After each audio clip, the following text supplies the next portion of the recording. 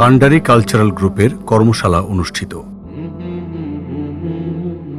জনপ্রিয় নাশিদ রচয়িতা, সুরকার ও কণ্ঠশিল্পী সাইফুল্লাহ মানসুরের লস অ্যাঞ্জেলেস সফর উপলক্ষে কান্ডারি কালচারাল গ্রুপের উদ্যোগে একটি বিশেষ কর্মশালা অনুষ্ঠিত হয়েছে।